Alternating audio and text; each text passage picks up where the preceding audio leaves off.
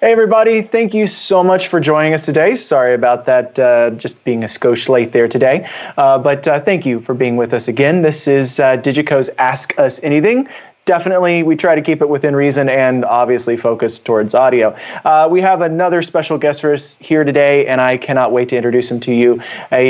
Quite a fine gentleman, if I do say so myself, and very talented. We'll get to that in a minute. First things first, the normal disclaimer, this is all done from our computers, from our home internet, not a professional studio. So if everything goes wrong, we will do our best to come back to this same stream at the same spot on Facebook. If we can't do that for some reason, which has happened before, we'll do a new stream on the DiGiCo Facebook page. I am Ryan Shelton. I'm going to be one of your hosts today. You've probably seen me do these a handful of times before, and it is great to be back with you. I'm out of Nashville, Tennessee. I work with the U.S. distributor for DiGiCo, which is Group 1 Limited. And joining us from way up north, southern Canada, as I like to call it, is Matt Larson. Matt Larson, thanks for joining us today. You be careful there, Ryan Shelton. He's definitely still within the U.S., but just barely. Also joining us from across the pond, Dan Page. He is DiGiCo's brand ambassador. Dan, thanks for joining us. You're welcome. Nice to be here again. Hey, and you did a great job last week with the theater Ask Us Anything. It was fun to watch and to learn. There are a lot of very, very sharp people you had on there, and it was fun to learn how they use it and just everything that goes into the theater process. So thank you for hosting that. And let's see, our producer, as always, Kyle McMahon, you're in the back. I'm going to make you show yourself, buddy. Hey, fantastic. All right, so let's get right to it and get with our guest today. First, he started his first tour in 1995 with Widespread Panic at the age of 19. From there, he went on and pursued audio in Nashville from 1996 to 2000, where he attended MTSU, which is Middle Tennessee State University, if you're not from the Nashville area, as part of their recording industry program. It was in Nashville where he cut his teeth mixing clubs and bars and wherever he could convince someone to let him mix. He returned to Widespread Panic in 2000 and stayed until the beginning of 2011, which is probably one of the longest runs an engineer has ever had in this industry. Anyway, it was to fill a role where he was handled promo and rehearsals for Lady Gaga and eventually wrote and mixed the show file for the startup of her Monster Ball tour, where he suddenly became a pop engineer. From there, he hasn't stopped until now, and he has gone on to spend time with Beyonce, Lady Gaga, Kenny Chesney, The Fray, Norah Jones, Florence and the Machine, Alicia Keys, Bruno Mars, and many more. In addition to that, he is a two-time Parnelli nominee, two-time CMA nominee, recorded and mixed several live albums for various artists, provided broadcast mixes internationally. Joining us from Athens, Georgia, Chris Rabold. Thank you so much for taking the time to join us today, Chris. Hey, what's going on? Awesome. So really just to start us off, that was the brief version of your bio, but what do we need to know about you? What do people need to know about you that's not covered in there? Tell us a little bit something about yourself. Well, that's a loaded question. It is. There's probably a lot more that people don't need to know. I can imagine, but we'll keep that and save that for another time. Yeah, right. You know, well, I tell you what, man, I've been fairly vocal during this downtime. Out of necessity. And so I would think a lot of people listening kind of already know a lot, but, you know, I'm just like everybody else out there. I'm a passionate engineer who's navigating these currently still waters, anxious to get back out there. But you know what? I'm just the same as everybody else. I'm just somebody that loves doing this and got swept up in it and love every second of it. Cool. So I have a kind of a question to start us off for. I think I know this, but just for everybody watching, you've spent the majority of your career as a front of house engineer, correct? Yeah, have you ever done monitors? Yeah, like most people in the early days, you know, or in the live world, you know, you're a sound guy. Ours is the only world, like no one walks in the studio and says, "Hey, I'm your sound guy." You know, and you do whatever. So yeah, absolutely. Used to do as many, you know, I mix monitors as much as I mix front of house. Okay. And actually there was a period of time in Nashville where I was like, well, I guess I'm going to be a monitor engineer. Like it seemed like that's where it was headed, you know? Yeah. And that's the way this business works. And I get a phone call and forget that. Everything changes. Right. Fantastic. Well, that's awesome. So real quick, all of you watching, this is an Ask Us Anything. You can ask the team anything. Also, if you would prefer to ask Chris those questions, you can do that as well. So fill up the comments section below. Ask Chris, ask us your questions. We'll do our best to get to all of those questions today. Well, most of the good ones. We might leave some behind, but we're going to try to get to all the good ones and get Chris just be able to pick his brain. So real quick, while those questions are coming in, we actually have a couple of good ones already. What are you up to right now, Chris? What are you doing? Is that a green screen behind you, or what is that? What are you looking at? This is a legitimate studio. Awesome. I'm here in Athens, Georgia at Tweed Recording, which is it's a audio school that's opened up here that I've recently started working with them on their new curriculum for the live sound program that'll be launched at the beginning of next year. So this, and this is just one of several. I'm like a lot of guys right now. I've kind of got my hand in a number of different things, looking to see what ends up being the main focus. So this is one of those. Yapping with Pooch ad nauseum is another. I've definitely enjoyed those. Yeah, same here. And then, man, honestly, just trying to see whatever's going to stick. I mixed at a church last weekend. Awesome. Talking with different manufacturers about, I have a moment now to reach out to folks and talk about some things that have been of interest that now can be of focus. So cool. Just the short answer is I'm staying busy. Awesome. I'm glad to hear that. Yeah, it is definitely a challenge right now. I hope it will not continue on indefinitely, but we'll just do the best we can with what the time we have, right? Absolutely. First question is from Dan McLaughlin. Hi, Dan. Good to see you again, bud. What workflow does a DiGiCo cover that you can't live without? And what do you wish it could do in the future that it doesn't do now? It's actually a great question. Thanks, Dan. Yeah, that's a great question. Particularly the second part, because in fact, I'm going to address that first.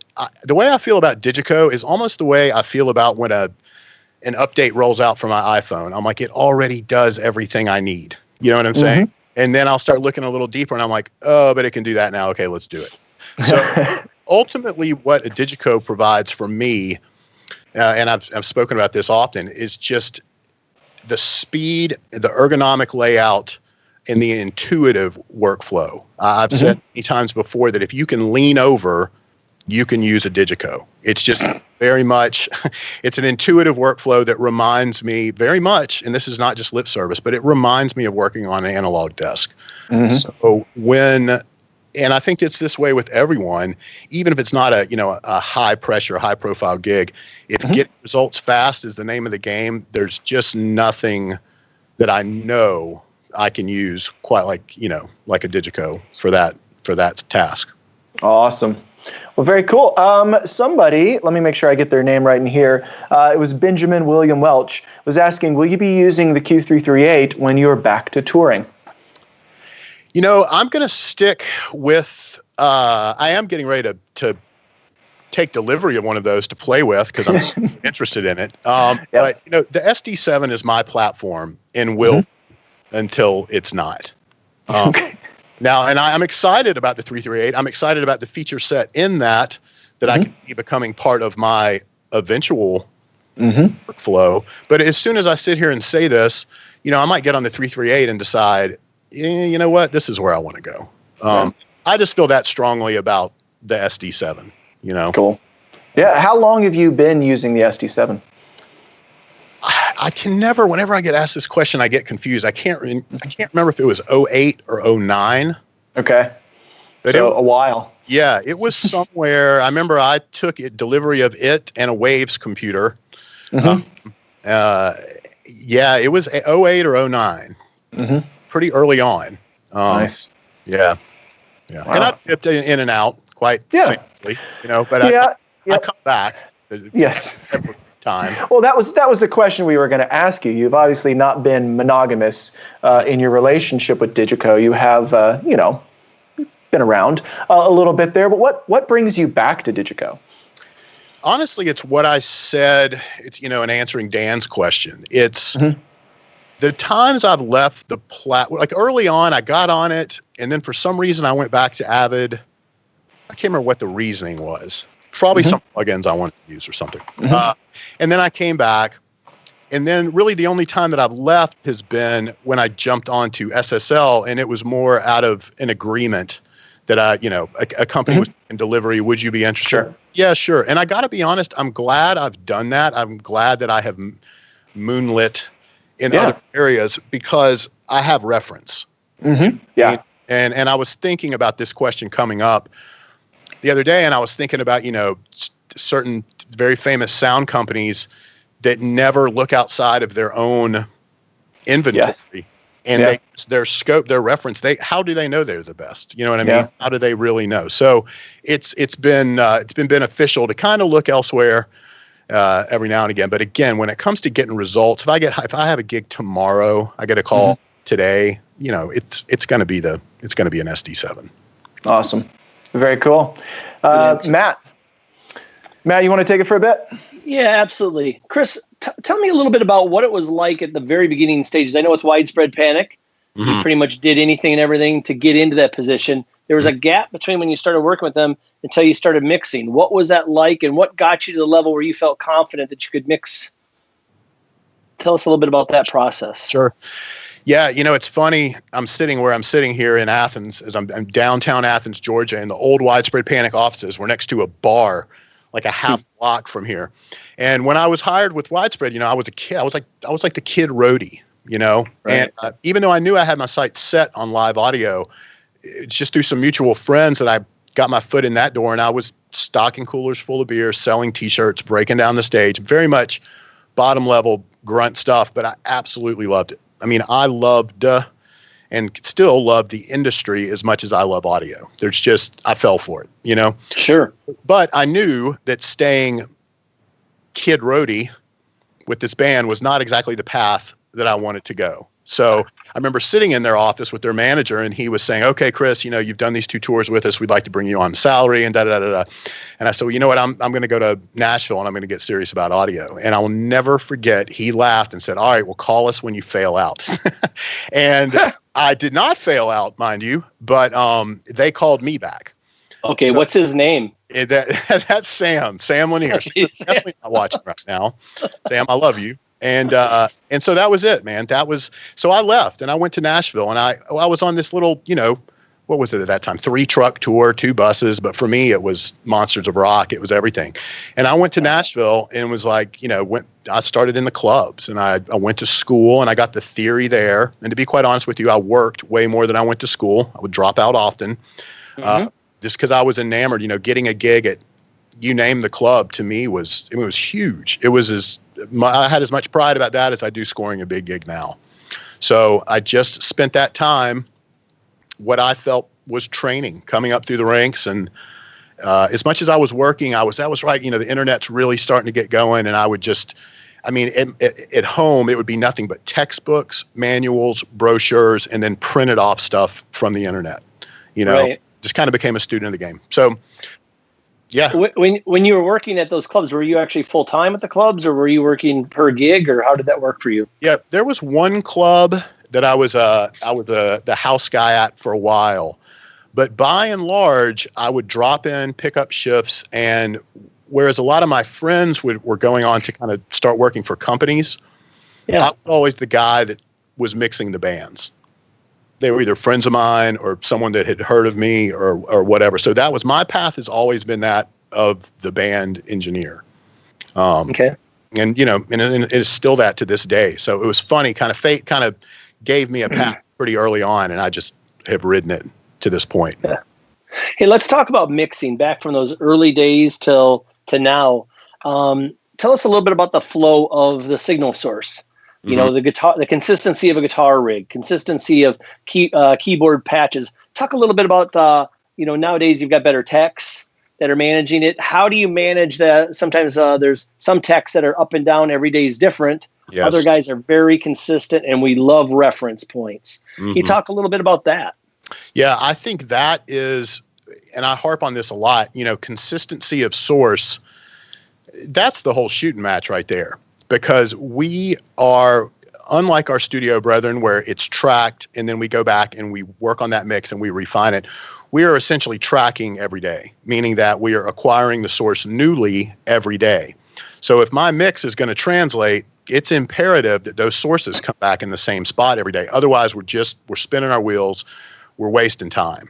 So that really is mission critical that the sources. I mean, I work as closely with the techs as I do the musicians, and once the tour's going, I will work way closer with the techs than I do the musicians, and I will drive techs crazy. But I swear to God, it comes from a good place, ensuring that we're at the same spot every day. And a big reason, kind of why we're here on the DiGiCo end, one of the things that allows me to do that is the metering, specifically on the SD7 and the SD5, with the large format meter bridge. I mean, I use that. That's the gospel to me. That's mission critical data. So, and if there's anything I've learned as time has gone on too, people talk about what's your favorite gear, what's your favorite plug-in, this and that.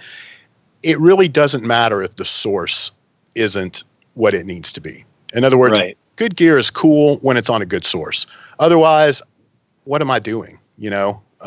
So it really is. I know it's a cliche, but it really is all about the source.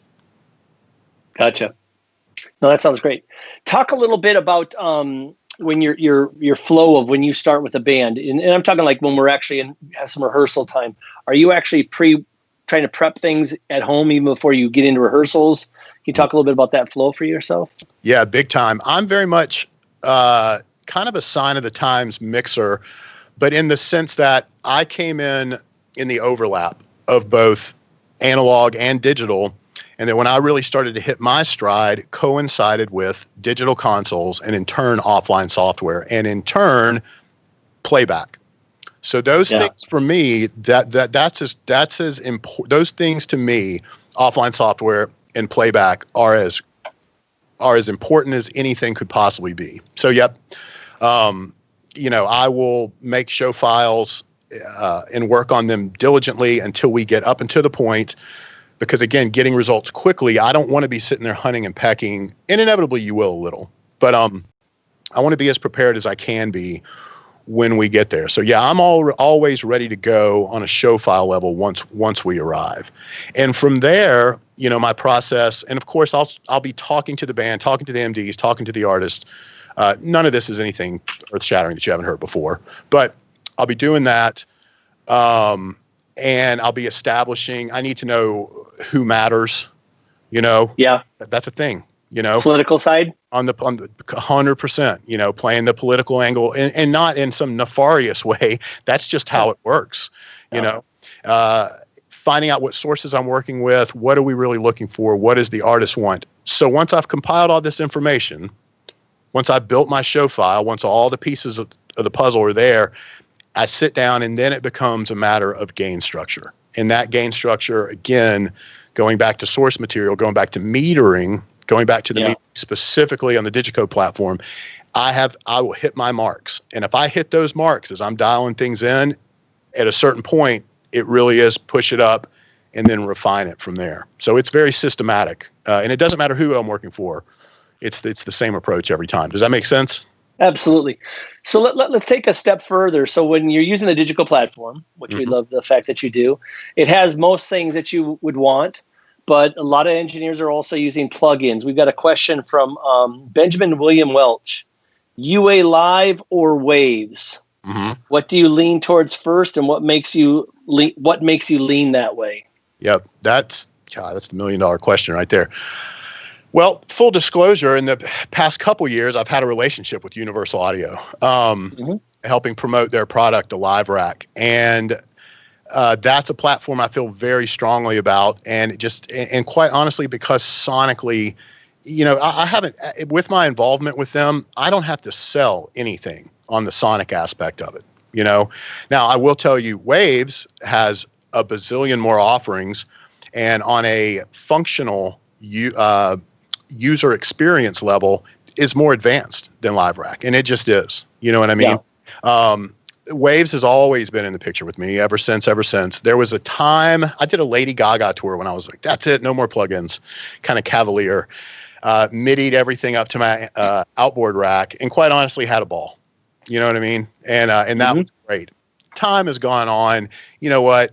Waves is part of my workflow, and I love Waves. I mean, sitting at home right now, I'm playing with some of their stuff. And I think what they've done with Super Rack is great. So I'm not trying to be too Switzerland where I don't give you an answer, but no, it's good. They are both my workflow. I can adapt to anything. I can go all in the box. I can go use just the desk, but my workflow is quite famously outboard coupled with waves and universal audio. Yeah. And I think one thing with you bringing up the fact that you've mixed on other people's consoles, to be a good engineer, you need to know all the hardware. You need to know all the manufacturers for various plugins, because you never know when you get the call. You might have to jump in the next morning, jumping on a plane to step in for somebody. So I think you've got a really good flow of knowing what gear's out there. Yep. And you want to be able to answer, I want to know when something comes up sonically, I want to be able to go into my brain and go, okay, what's the best tool for this here? And to confidently know what the answer is, So to get those answers, over time, I'm sure you worked with a lot of various engineers. You get to be friends with a lot of them, different production managers. What production managers influenced you in your past life? Mm-hmm. Long time ago, a guy named Bob Thompson, who went by Norton, who opened and ran Soundcheck in Nashville. He had been the Eagles stage manager for years. Buddies with Glenn Fry, they went in business together. Bob came off the road, started Soundcheck, which is this massive rehearsal facility. I talk about it a lot there. He was very influential. He was very much a roadie, just a grizzled road guy. Get it done, and start kind of thing. So I learned a lot from him. In my what I'll call active touring career, the most important influential person for me as far as seeing something in me and then bringing me along was Jason Danter. Yeah. And that was from my time with Lady Gaga, where I showed up there as this, rock jam band mixer. And suddenly I'm putting together the world's biggest tour in 12 hours notice, mind you, and it went really well. And I would eventually end back up with Gaga, but also end up with Beyonce when he took over there. And he and I are in touch to this day. We talk often. We were supposed to do a Britney thing together not too long ago. So he's been really big. And then through the Bruno thing, even though it's all we've done together, Joel Foreman there has become, a confidant of mine and someone I work with closely. So there's a lot of others in there too. Chris Gratton and Howard and God, I'm going to forget people and I don't want to. But Jason Danter stands out as someone that was incredibly formative in my rise, if you will. Yeah. And I'll never forget that. I'm super grateful for that. Okay. Who's had the best catering? Pick your top two catering companies. What? I get confused because, in the States, I like Gaga a lot. And what is it? I get confused because there's a U.S. company of the same name. The bus companies beat the streets. It's either Eat to the Beat or Eat. Someone knows. Someone on this call. Eat your heart out. Sure. Oh yeah. I forget whoever's in the UK. Whoever those people are. Yeah. Are both angels and devils. It's too good. Makes you have to go running on your days off. Yeah. All right, cool. You know what? Can I circle back to something real quick? I just thought of something. Go ahead. We mentioned the political angle. Part of the ways that when I talk, and this is important for listeners, viewers, one of the reasons where Jason and I really hit it off the mix was great. I was proud of what I did. That worked really well. But little anecdote here, Lady Gaga's first show of that Monster Ball tour was at Manchester Arena. Made famous recently by the bombing. And man, you talk about a disaster. We were so not ready for that show. It was insane. The crowd is outside going nuts. And I forgot how many hours late we were for doors. And they were still trying to rehearse the show. And at that time, Jason's like, look, we got to go. We've got to do this. And Jason walks to the desk. Here comes Jason. I kind of know Jason. I've got to know Jason. Very formidable British character walking with a mission. I'm like, oh shit, here we go. And here's the MD. And the MD basically is saying, keep going, keep rehearsing. The production manager is saying, Chris, mute the console. We got to go. And I opted to mute the console. And in that moment, I sided with Jason. Yeah. And I think that paid dividends down the road. And it wasn't just I was doing it in some sort of kiss-ass kind of way. He was right. It was time to go. Yeah. Long story short, Jason's still around. I haven't seen the MD in 10 years. It worked out, So well, and I think it's also very important to have that tight relationship with the production manager when you're trying to make your case for why do I need this PA or why do I need this spare item. This is what we're dealing with, and having that tight relationship with your production manager really does work. Sometimes I see some engineers they want to be distant and just kind of the quiet one. I think having that daily conversations with them, one, the friendship of it, but two, also just as a professional, he understands and will fight your battles when you need somebody to fight your battles. It's true. You don't want to be the outspoken guy. Front of house engineers have that reputation from the past of the star. True. And hey, man, I'll go there from time to time, but that's not the play. The play is also not to be the meek in the corner, better, seen, not heard. Don't do that, because when you get a seat at the table, you're going to want to have a voice. And if you don't usually speak up, they're not going to look to you to speak, particularly in the audio world. And as the tours get bigger, we fall further and further down the totem pole in importance. And we make sure your voice matters, because they're not thinking about audio first. I guarantee that, Yep. Fantastic. Hey, Chris, I was going to ask you about a question we had come in, but before that, actually, going back to widespread panic thing, not long after I joined DiGiCo back in 2008, there was a support email that our old leader, Bob Doyle, sent round. And the title of the email just said "Widespread Panic in America." A whole bunch of us had no idea who Widespread Panic were. I read the email and went, "Oh my word, what's going what happened? What have they done?" Yep. Just sticks with me. Definitely is a Bob That's moment, great. That's awesome. Oh, hold on. So we've had there for a second. Oh, you good still? We're good. Cool. Yeah. So Dan has sent another question, and actually it links into something I wanted to ask you about how you build mixes. Dan has said inputs or group masters on DCAs. But how do you approach building a session? Do you have a standard workflow that you apply to? It doesn't matter what you're doing, what desk you're on, and do you have a standard way of doing this? I do. That's a great question. I like to think, and it really doesn't matter what the genre is. I build my sessions the same way. I mean, clearly that doesn't mean I don't have horn inputs in my session if there are no horns in the band. But as far as routing goes, just as if this were my everyday studio right here, I would have it set up so that things bust or sum to show up in the same spots, because I need to have a workflow. I need to have ergonomic familiarity with what's at hand so that I'm reacting. I'm not looking, so to speak.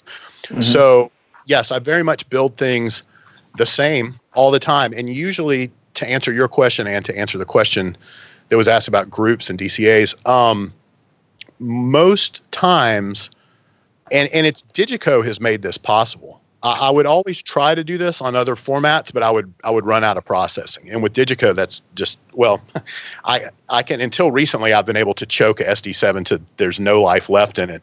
But now it's not the case anymore. But I will group things as much as I can. And I do it almost under the same logic of I commit to a sound. So if it's multiple sources that are making up one sound, I commit to their respective relationship. Yeah. Then I group them. That group or bus, or whatever you want to call it, that bus is then assigned. That's the sound. That's what I then work off of. Of course, I'll go back and tweak the individual pieces, but that's really the sound I'm working on. And that sound, that bus is what's assigned to the DCA. Right. And so, then taking that point even further, ideally, I'm just working off of those DCAs. And I occasionally go to the input level and make small changes. But for the most part, my show, no matter how many inputs it is, ends up being, I just sit on the DCAs all night. Yeah. And I guess it doesn't matter which size of the console you're on, or even which brand of console, you apply this same sort of methodology of, I do, your workflow and how you put it all together. Yep. And it really is, it's not complicated, but my routing is extensive, but it's nothing that you wouldn't understand if you look at it. But I can tell you it is 100% done to make things simple in the moment. In other words, I'm just thinking about these single faders, these single sources now. That's where my brain goes, and it's just a far easier way to do things, far more effective. Absolutely. And there's another question we've had from Leon Devlin come in again. You were on Signals Noise podcast with Chris Mitchell, and you seem to be genuinely interested in his workflow. Can you think of any big moments where you've had learned something about another engineer's workflow and thought, why have I never done that? Was that Liam? Yeah. It's funny. Most of the times when I hear something that impresses me that someone else has done, and I have no problem asking, hey, man, what are you doing? Because I'm genuinely curious. 9 times out of 10, they're not doing anything. You know what I mean? And this goes back to the earlier thing that Matt and I were talking about source material. Mm-hmm. So there's a lot of times it's not until you get into real, very modern mixing techniques. And what I mean by technique is I mean some plugin that's doing something that we've never had the ability to do in the audio world before. Mm-hmm. That's when I'll be like, oh, cool. But for the most part, yeah, on occasion, I'm more the guy where, and I don't know if this is being set and confident in my ways, I'm interested in what people do, but that doesn't mean I'm going to adopt what it is, unless it really just kind of shakes me to the core. I've kind of stuck with the same things for a while now. I'm just genuinely curious in how people get results. And I think it's cool that we can all get there different ways, Mm-hmm. Yeah, it's interesting what you say about the plugins, actually, because, I've worked quite a lot with Waves and DigiGrid and bits and pieces.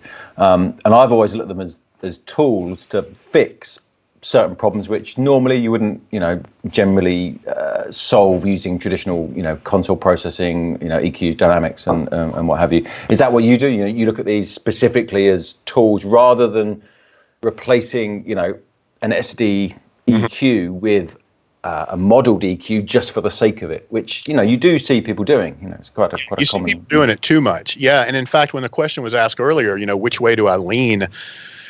I kind of lean everywhere because there's value in all of them. And I used to think of Waves specifically. I used Waves for their utilitarian devices. Like I used to think of the Renaissance comp as sort of the DBX 160X of the plugin world. It was just that reliable, grab it and go thing. Or I would, the C4, which, now the C6, when that came to play, that was such a big thing for people. Well, that to me is a device. That's not a creative tool very much for me. That's more of a fixer. So on the Waves side of things, I used their stuff in that way. Now they've got some creative tools that's why my curiosity with Waves has really grown again, is they've got some really neat stuff that you put on there. And that's the sound of today. That's the sound of that's what guys are using. If I go, again, having extensive knowledge about what's out there gear-wise keeps me from throwing a plug-in on something just to do it. I'm like, do I really need it? Do I really honestly need it? And that's also why I'm real big on gain matching things after I've added a plug-in. I'm like, am I sure I'm not just making this louder, So, yeah, that's... Yeah. And actually talking about sources and, dealing with things, Benjamin Welsh has come back with another question. Favorite technique when it comes to brass instruments? I mean, no one likes dealing with trumpets and trombones. And I remember, being in an orchestra, they were the noisy people behind us that just, caused trouble and deafened us. So how do you deal with them? It's tough being a piccolo player, huh, Dan? No, it was, yeah. Flute and piccolo. Absolutely. My approach to those sources has changed over time. First, again, we're doing live sound. I would love to be miking that brass section with some ribbon mics a few feet away. That would be great. That would take the majority of the stuff that we're talking about. We don't do that. We've got clip-on mics that are great, but at the end of the day, we end up having like a kazoo section more than have an actual horn section, And so horns are almost like the stuff in a horn, any horn at all. The stuff that's often offensive that kind of makes you do this, it's like with a lot of electric guitar inputs. The thing that bugs you is kind of what it is. And if you take too much of that out, it's gone. So what I find myself doing with any number of things, the horn section, I will find those offensive things, and I will notch them to the point that I can before I lose it as a whole. And then I have gone now to where I'll then go looking in the body of the instrument with no preconceived notion where I might find it. Of course, I have an inkling, but I will look for a subtle boost. And this is stuff I would never have done 15, 20 years ago. I'll be like 324 hertz on the trumpet. Sure, let's boost that. I'll find something to give it that. And that's just on an EQ level. After that, it's managing those dynamics because they are so percussive. Yeah. I mean, they are so, you end up gaining those things quite hot, and you're like, this can't be right. And it's because, again, the peak level to the RMS level there's such variance in there.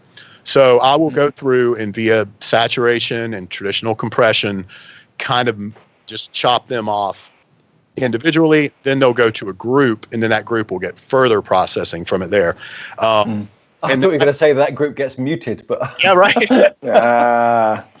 That would be wonderful if it could. And that's just it. But that's kind of my process on everything, But horns are especially difficult, particularly like with Bruno Mars, where I've got a very active horn section. I mean, those guys are like they're running the whole time. Yeah. So, one thing I'll say too, if you do have roving horn players, I don't low pass very much. I high pass like everyone does in live sound because it's you have to. I usually don't low pass very much. I will low pass horns. I will keep some of that extra little sizzle out of there that I just don't need in context, that will clean up the mix a little as they run by the drum kit, or as they run, any number of places. So, yeah. Awesome. Cool. Chris, kind of staying along the same vein of that, I'll let you pick the artist. I'll throw out, maybe we suggest Bruno or something like that, but walk us through a vocal chain, start to finish for you, because we had a good question from a buddy of mine, Kirk Willie, and he was asking about Waves plugins for vocals, but I think it might be better to take a whole view of your signal chain. Would you mind taking us through that and what that looks like for you? I would love to, and it's pretty much always the same. I've kind of changed a few things over the years, but I will tell you this, I always use, we'll just start, well, first of all, it's gained to exactly where I want it. On a DiGiCo desk, that's usually peaking at -10. That's just someplace I go. And that, of course, is in reference to everything else. That's a whole other conversation. So gain structure is, of course, goes without saying, super critical. But then from that point, before I even think of what kind of processing I'm going to do, I can tell you that I'm using the high-pass filter on the console. Because I use outboard stuff. Not always, not if I can't, but I will, whether it's plug-in or hardware. If any of those were to die, my input's not just going to completely start feeding back at 80 hertz, because that's the loudest thing in the mix. It's often processed heavily. So there's always the high pass from the desk. After that, forget where I'm getting it from. It would usually look like this. I would go from there, and I would do some sort of subtractive EQ. This is if I can. This is if I have the means to do it. Like everybody else. If it's a throw and go, it's EQ and maybe some compression in my finger and good luck. But high pass into some subtractive EQ, usually cleaning up the low mids or anything that's just consistently bothersome no matter where they are on the mic. There, and this is where I do things differently. If I use dynamic EQ or multiband compression, it happens at this point because I use it as means of further shaping that sound before the next stage, which is the compression stage. Because, again, I'm sitting here in the studio. Let's say I'm tracking a vocal. It's right here in front of me. I might move a little, but by and large, I'm right here. We're talking about people that a lot of times are all over the place. Proximity effect is coming in and out. The thing is moving. So I want to shape that with EQ, with some sort of dynamic EQ or multiband compression. It then hits a compressor. Depending on what I can get away with, how strong their vocal is, what the noise floor is, where they are in relation to the PA, that determines how hard I'll hit it.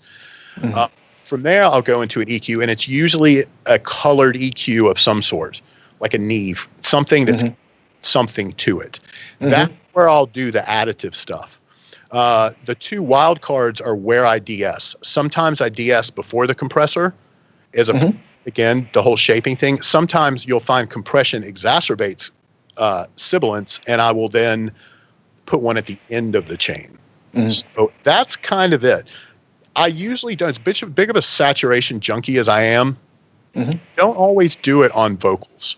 I do sometimes, but more times than not, that is my chain. That is my cool. Yeah. That's awesome. Thank you for taking us through that. So this will make more sense, and it's going to seem like I'm going a little bit off here, but on Bruno, have you had the chance to move to Quantum for your SD7? No. And I'll tell you why. You would think, would think one of the biggest acts in the world, surely they jumped on it immediately. I have every desire times 10,000 to get there. The reality is, when you work with someone like that, that tour was prepped in the summer of 2016. The actual tour did. Yeah. Old for a number of years. I left for a minute, came back, jumped on it, and it was still going. So the tour, and once we've set sail, like, I'm big about it's again with the updates. I usually don't even update my desk unless I have to. It's like, if everything's working and we're cool, I just. So Quantum comes out when to the public? 18, the end of it, something like that. Yeah, that sounds right. Yeah. Yep. Let's just say ish. So it was out. I knew all about it, read all about it. I was into it. I'd seen it in use. We finished the tour at the end of 18. Our gear never was torn apart, because with Bruno, it just goes into storage, and then we periodically do one-offs. Whether they want to keep everything together. So we want to keep everything together, and then myself and the crew, we all go off and do separate things. So to re-outfit with Quantum, to even, I haven't even put the 32-bit. I've used them, of course, on one-offs. I don't even have the 32-bit cards in my rig right now. Like, it's just, we haven't had time, and when you have 120 something inputs. So this is more of just a kind of a tale for those out there. That's the reality of how this looks. That being said, since we're, dead in the water for a little while, as soon as something comes up, that's my excuse to go up there and let's throw it all in, and we can finally do it. So fantastic. Well, where I was actually going with this was, I was trying to see if you had a chance to play with the moving the processing points for things like mustard, and just have the flexibility of the signal chain that they had applied in there. So how about you get a chance to run with it, and then you can get back with us and let us know what you think, and if if that fits into your workflow even better. And it already does. There's things. Matt showed it to me at, I guess it was NAMM or something, in some closet. And I saw, and quite honestly, it's like I said, the desk already does so much for me. There's only so much I need, but I already know what I'm making use. Like, I've already got it planned out where I'm going, so I look forward to it for sure. Awesome. Very cool. So anything specific with Bruno that you think would be interesting for the viewers and those people watching this later, that they might enjoy knowing about the setup, or some of the challenges of actually getting the setup together? It would all be the things that are kind of interest, I would think, to people, are somewhat detailed and known, about that. He's kind of got that thing, is not quite Prince in his maniacal quest for perfection, but he's a taskmaster. He is. And there's a reason for that, and I respect that. So it's just the amount of detail that goes with. No one else have I ever worked with is it a more, he's producing. He's producing, but he's not talking to me, and he's not telling me what compressor to use or what to use. I have to interpret that. So it's very much a produced mix, because of the way we do promo, and because of the way we pull our desk in and out of award shows all the time, which only a handful of people do. And there's a reason for that. But the way I set the desk up and the way that we interact, I tell you what, on the SD7, that second, I swear, the meter bridge and that second row of faders in the master section, that there is worth every penny that anyone pays for that desk, because when I'm in these broadcast scenarios, I'll have so many different sources coming in on those faders, looking at the meters, just letting me know what else is going on, where I'm sending things, stuff that I don't want to have to go to that page to get to. And really, no one else offers that. Literally, no one else offers that other than on that console. So I guess it's just the attention to detail, and there is not another desk I could do that on, with what's needed. So, You didn't get a lot of detail there. Just trust me. Trust you. We'll trust you. Every corner of that console. Awesome. Yeah. Very cool. Very cool. Matt, did you want to take, I think it was Renato's question? Yeah. I don't have that in front of me. Oh, here, I got it for you. At least I had it. There we are. Well, I got a couple. Let me throw two things at you. Sure. Can you talk a little bit about how do you set up a dynamic EQ? When I've got a band, maybe I've flown in live. I don't have the ability to do multi-track recording and listen to it and play with it during the day.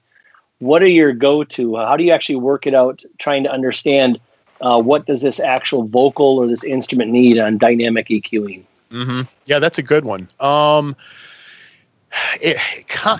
first of all, obviously we're listening. And if we're in a hurry, we only have so much time to listen. But when dynamic EQ comes into play is when that problem thing is not consistent. If someone's on the mic, we're just going to talk about a vocal, and it's woofy. Mm-hmm. It's woofy the whole time. Use a static EQ. Just do it, But if they are erratic, if they're moving in any way, that's when you go to I think of dynamic EQ as a fixing type thing. That is a fixer. Typically, the way I would do it, specifically on a DiGiCo, is kind of the way I used to do things with the BSS 901. Yeah. I set it to stun, meaning the cut is negative bazillion, whatever it is. I want it to grab it quickly. I'll go for a quick attack time. It's the fastest I can get without it distorting. And then I'll often go to anywhere between 50 and 100 milliseconds because, again, this is a fixing thing. I'm not looking for sustain. I want to get in and get out. From there, I will adjust the threshold, and that will determine. And then I'll just find that spot where they're hitting it. And if they need to hit it just a little, it's a couple dB. If they really dig into it, I have the ability to crush it all the way. That just reminds me, somebody asked earlier, one thing I wish a DiGiCo desk could do, I wish I could turn off the visual meters, or the visual representation of the EQ. I really do, because sometimes I'm like, well, that doesn't look right. That doesn't look right. I'm like, just shut up. Don't do that. But no, that'd be a great option, just to be able to hide the numbers, hide all the artwork, to hide get people to use your ears. You know what I mean? Yep. The reason I say that is if I've got a bunch of negative 18 dB possibilities of cut on my dynamic EQ, it'll look like the signal's gone, when in fact they're all just doing varying amounts, if any. Does that answer that question at all? Absolutely. That's perfect. We got another question. This is the Renato question. Mm-hmm. What do you focus on Snapshots is his question. But also, let's take a look at what do you physically use and how do you use the snapshots yourself? Because everybody kind of uses them a little bit differently. Mm-hmm. And do you heavily depend on them or just lightly depend on them?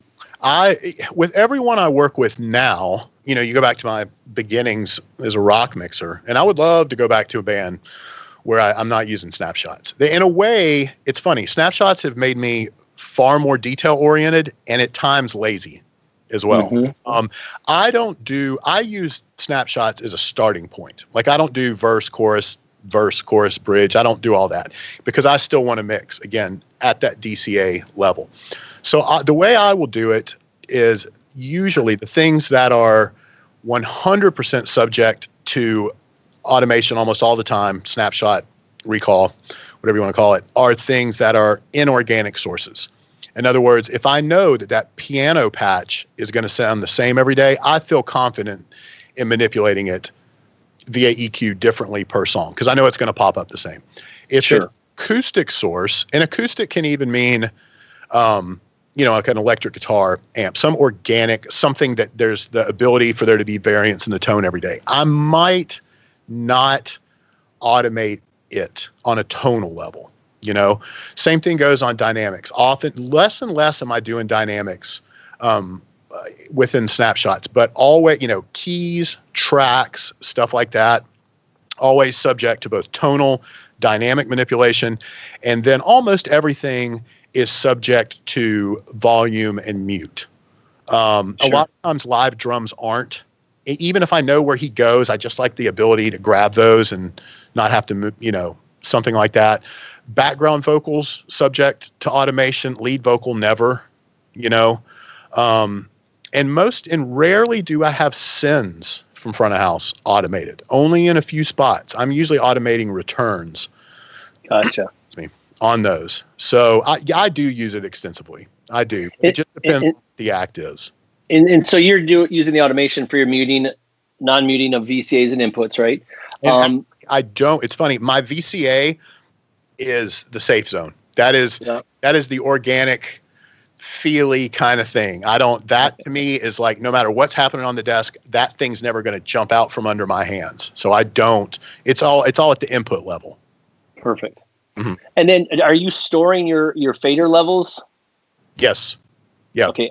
And VCAs as well? No, that's what I'm saying. Never VCAs. Inputs, yes. Now, sometimes no. Like a lot of times hi-hats or snares or even kicks, a lot of times those things aren't. Those are feel. Those are left safed. Now, I'm writing automation all the time. So if I change my mind, and if it's an act I really know super, super well, I will engage those. But it's all at the input level, at the fader input level. The VCAs, and for that matter, every output on my desk are always saved. Those things are never going to jump out from under me. I always have control of those in the moment. What do you feel about bands that are locked to tracks versus bands that are just organic bands that play in every song that can be played differently every day? Just your personal opinion. Man, I could write a novel on this one. Only because I've been as deep in that world as you can be for the last decade. And of course that world has existed for 30 years now, but now, and particularly again, a wave of good fortune. I've worked with a number of top tier acts and track is a part of it. It's all, my feeling is it's where we are and it can be done right. I will tell you this, I've got a lot of friends from the rock world that, they're like, oh, you're going to mix your karaoke, and I'm just like, man, you have no idea. It is so incredibly difficult to take my mic'd source in the moment and then pair it with this pristine album source and make mine competitively, to make it competitive with that and a coherent mix where you're not mixing these two separate entities. So really the way to do it is to, again, go back to the source, make sure things aren't flamming. If you have a seat at the table, if you have a voice in the creation of them, but if it's done right, it's as impressive as you'll find. It's the coolest thing, but when it's done wrong, it's a mess and it's just, everything's flamming and it's a mess and there's no winning. There are tricks, but you're kind of screwed, Well, and you're even seeing the rock shows and the country acts are having to lock their shows down just simply because of the video effects. Everything is a lockdown show nowadays. Yep. And it's so weird. Again, it's just so ironic I ended up where I ended up because I came from, there was no click. No one played a click. In fact, when you did, it was just this mind altering, like what's going on. No one could stay on it. And now I'm in this click world. And the one kind of bummer that I noticed early on is as it pertains to background vocals, when people know there's track, they start ducking themselves. They start hiding and it's hard to keep people honest when that's in there. So there's just a lot of pitfalls with using track. I think the one thing I was talking with another engineer about this the other day, and that's a really big deal when you have an artist who's not singing to the level because they had to, because they've got that safety net, and they go a couple of years where they're not out there performing every single day. It'd be like a sax player faking it. Yeah, you can't all of a sudden then start playing sax the next day. Yeah, so there's absolutely performance atrophy, which is what I call it. Like when you have that safety net, that crutch for so long, at a certain point, it's just, it's there. And I get it, man. I know why they do it. But I've seen it happen so many times, where track enters the picture and guys they're cutting out if they can. And that's all the more reason to have it to where track is specific. Track is doing something that the band isn't, because that also keeps the band honest and means, no, you've got to do your part or this whole thing falls apart. Yep. So let's go to Dan. He's got a couple things he wants to talk about. So we've got some regular contributors tonight. So Liam's come back with another question. Given the choice, would you rather mix a show where you had to make 3 to 4 inputs sound massive or make 100 inputs all fit together? Oh, God. God, that's a good one. I had no stock answer for that one.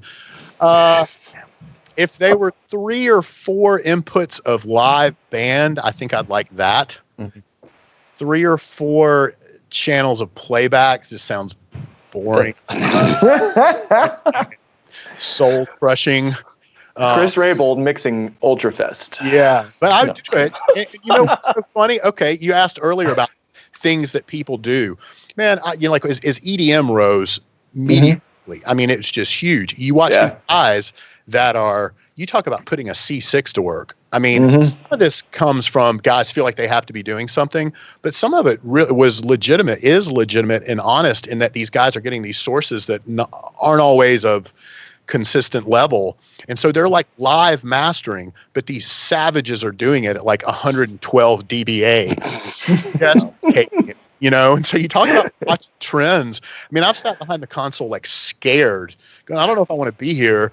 What these guys are doing, marveling at what they're doing, but at the same time going, I don't want any part of this. You know, but it's real. And what those do, the experience they create is something to be seen and something to be felt. Like I really marvel at what they do. So I would, I'd like to have like a 3-piece rock band. And try to sound huge. Like that sounds like a great problem to have, you know. But I'm not going to have that problem anytime soon. So, and then Benjamin's come back with another one, which is non-console specific but industry specific. If you get a say on the production company that gets used for your artist, what do you look for in a company? Oh man, God, and it's so funny because some of this has changed over time. And it's such cliche answers, but first of all, they got to have the gear, but just about everybody has the gear nowadays, you know, and I'm fortunate that if I'm involved, they know what I'm looking, like everybody knows what the score is, you know? So then it comes down to really, this is first now, everybody has the gear. Not everybody knows how to use the gear.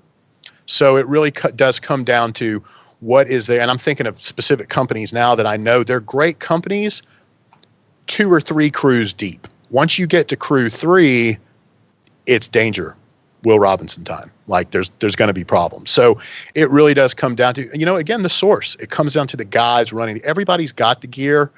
It's just, does everybody know how to use the gear? Because I'm tech savvy, tech aware. Like again, I go back, I explained what it was like when I was coming up early where I had the manuals and the brochures. I've got my eye on everything in the industry. That doesn't mean I know how to use it all. So if I need it and I'm genuinely willing to make the plunge, I need to make sure my partner there with me kind of knows what's going on too. So I look for the people, I look for communication, I look for service. It's all stock stuff, but there's a reason it's cliche, you know. And do you have you know, the same tech that you want to take out? Do you leave them to tune the PA? Do you do it? You know, what's that relationship with your front of house tech? Yeah, well, with the front of house systems engineer, I'm quite outspoken about this. You know, I enjoy tuning the PAs because it's the thing at the beginning. Did you ever run monitors? Man, I did it all. I set it up. I pulled snake through puke and frat houses. I did everything. And at that point in time, too, coming up, you know, that was part of being a front of house engineer. It's just like a monitor guy learning how to ring out wedges. I did all that. I also tuned the PA, and I've never stopped because that is a way for me to know, I say this often, where all the bodies are buried. So I work hand in hand with my systems engineer. There's no one I value more. There's no one I rely on more, but we work hand in hand when it comes to the tuning of the PA. And as far as crews as a whole, man, if I could staff the same every tour I do from now on, I know exactly the people I'd pick from various companies, you know? So yeah, you definitely kind of file away who you like. Yeah, and that's about give a shout out to your favorites. Just you know, it's not just technical knowledge, relationships, who you can get along with, who you work with well, who understands what you're trying to achieve. Yeah. No, I heard you on that, Matt. Yes, absolutely. There's a number of guys. I don't want to leave anybody out. As of late, you know, systems guys, of course, be Chris Sullivan, Mike Hackman, C.W. Alkire was great. When he and I worked together a long time ago at Eighth Day, a guy named Chris Berry was great there. Paul Toby is a fantastic RF guy, crew chief, Scotty McGrath at Claire. There are a billion people I can think of, lots of dudes that came through the ranks at Eighth Day that I toured with. Firehouse, there's lots and lots and lots of people. And now I just am not naming. That's great. Come to mind. You know what I'm saying? They're out there. Yeah, absolutely. And that's the biggest thing is that relationship with two people, because to make the list, you can bounce things off each other as well. Yeah. And I tell people all the time, you know, and this is not some rah-rah crap. Everything matters. Everything everyone does matters. That guy that's just flying PA, whatever, man. Every one of those angles counts. Every bit of that patch counts. Everything matters. We were talking about the techs earlier. It's not like here in the studio where it's me and the band. Like there are so many levels of preparation that everybody's got to be on the same page. So it's not just lip service. I value everyone's contribution along the way, and it all matters. And in fact, if anything, I'm the sieve at the end. Everyone's performance throughout the day kind of falls in my hands at the end. So I hope everyone's, in it to win it. Awesome. Cool. Preston Soper. Hey, Preston. Is asking a question. He said, linear flat or razor flat for PA tuning. So which one? Preston's just trying to stir shit. No. What? Not Preston. That's a great question. I do believe in target curves. I believe in target curves that are a starting point. Now was asking target curves for tuning, right? Yes. Is that what this was? Yes. I believe in. It's funny. What if I were to measure these monitors behind me right now, and I've done this 50,000 times? They're relatively flat. There's a little bump on most really good near fields or whatever, soffit mounted even. That's a different story. But on near fields, they're relatively flat. And then there's a little boost down at like 80. There's this thing, let's say you're not using a sub. For whatever reason, when we get on PAs, the mix that works on those is a different curve, but it's the same sonic representation. And I've proven this to myself and others time and time again. So I know when I get to the PA, I know what that curve needs to look like. And it's relatively flat. And then there's a rise in the low mids at a certain point. And it's kind of player's choice on what you do with the extremes, the LF and the HF. And it also depends on what the various speaker manufacturers, kind of like the horns, where if I try to make it what it's not, I lose it. It's the same with PAs. If you try to make it into something it's not, it's going to fall apart. So you can have this mindset of what you want and go for that, but know that you might have to be flexible depending on what the PA wants to do. So my curve is shaped a certain way, but it's to produce linear results, if that makes sense. Absolutely. Yeah. A lot of variables in there. That is awesome. Cool. Well, one of the questions we always like to ask our guest is if you were able to speak to those engineers that are just getting their start in this industry, what advice, what wisdom do you have? Would you share with them? And this is very open-ended for a reason. But what would you share with them if you could just share it with them right now? Yep. I would say, and I've been saying this ever since I was doing it, a number of things. One is get involved. On every level, get involved. Put yourself in those situations that you're not qualified for, that you're not ready for, and just let it happen. You're going to fail more times than you're going to succeed, but that's where you're going to learn. The second part of this is study endlessly. Again, going back to me and college, quote unquote, for those years, with all the literature and downloading everything I could and reading it, soak that stuff up. And part of the reason to do that is not just because for the obvious reason that you're taking in, you're learning it, so that you can talk the talk, so that when you put yourself in these situations that maybe you're underqualified for, you can at least hang in the conversation. So there's no excuse now in the information age to, if anything, there's too much information, but just gobble everything up that you can. Get involved. Don't wait for things to come to you. Go out there, drum up gigs, make it, really make it happen, and just be aggressive, be tireless with it, particularly when you're younger, particularly when you have the energy to do that. Do everything. You don't wait for Claire to call you. Go mix.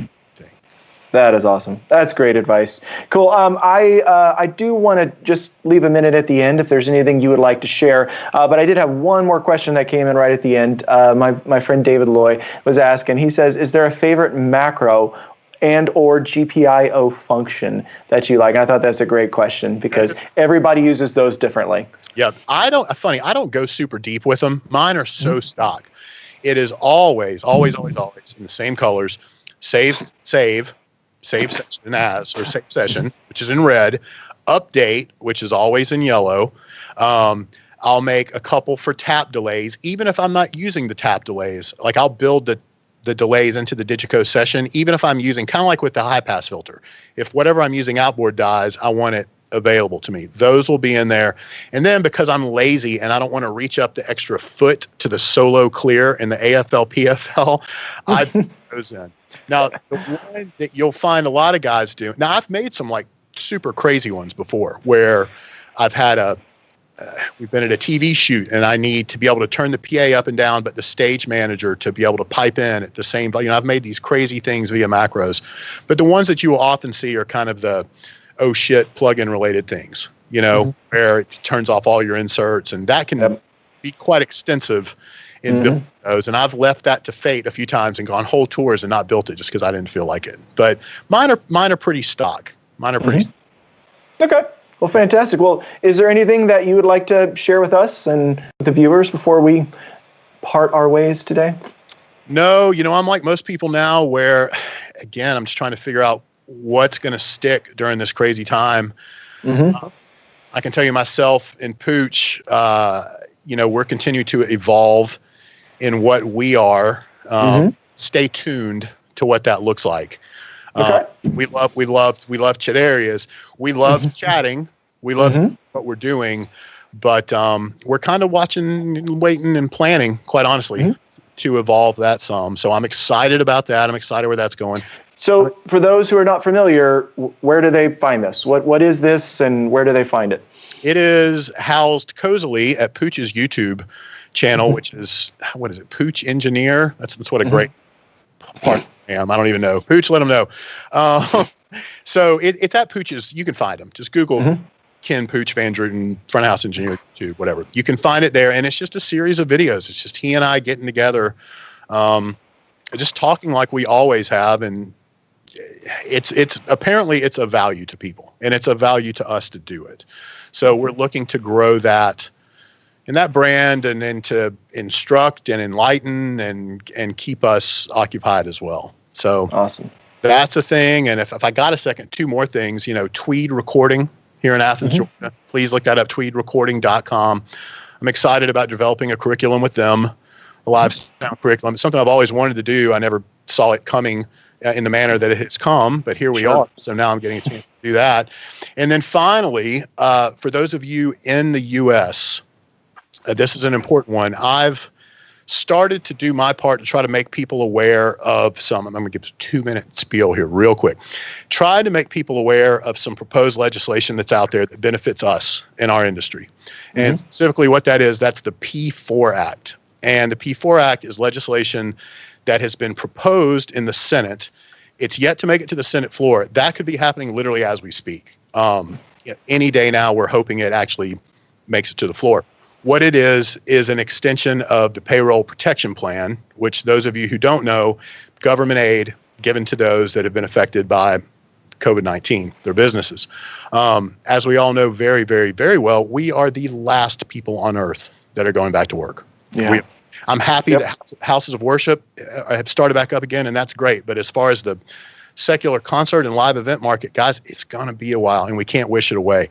So what this legislation does, the government knows. They know our plight. They know that we are adrift on an island now as the rest of the country opens up, rather. So what this is, the P4 Act, it would extend the Payroll Protection Plan. It would extend the ability for not just companies, but independent contractors to get in on this. I think you have till the 30th to apply. It's set to expire. P4 extend that for an additional 10 weeks. In all truthfulness, we need far longer, far more than that. But hey, we'll take what we can get. So what I'll ask of everyone listening, Google P4 Act. And if you don't see much on it now, have patience. Just keep looking. Hopefully this thing makes it to the Senate floor in the next few days. And the time that it does, we need to let our legislators know absolutely how important that is, how critical it is for us in our industry. And so look it up. Check it out. Yeah, and as horrible this is right now, is a great time to be learning, taking advantage of working, even going to work at a church. Sure. To keep yourself busy, but also to teach other people, learn from other parts of the business, if you will, and watch videos like this. Yep. That was a pitch. Yeah. Good one, Matt. Yeah. But it's truth. What else are we going to do? We have no excuse not to come out of this as better in certain ways. There's just really no excuse now. Yep. For sure. Well, that wraps it up for today. Dan, you want to take us through some of our promos that we have to look forward to, some of the DiGiCo videos coming up? Absolutely. So we have an engineer, Andrew Slipper-Brown, who is locked up with an S-Series console tomorrow. We don't really hear too much about S-Series consoles, so that's a great one to watch, how he sets his console up. So it's a good long one, and he talks, all the way through his workflow and everything for our S21. So that's good. I'm busy with the boys in the office next week doing some pre-recorded videos, so some new stuff coming up. We're working on some racks and opticore and Dante and all sorts of wonderful, more technical content stuff. So yeah, as Chris says, keep watching this stuff. All of our back catalogue of everything we've done is all up on YouTube. It's a great educational resource. We don't have much time sometimes to go back and learn and look at this stuff. So this downtime is a great time to go back and brush up on some technical knowledge. So absolutely look out for Andrew tomorrow, and in the coming weeks there's some more technical bits.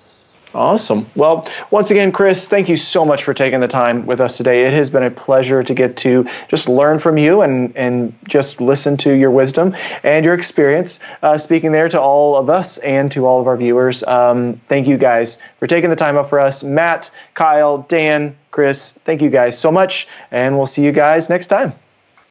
See you guys. Cheerio. See you, everybody. Cheers.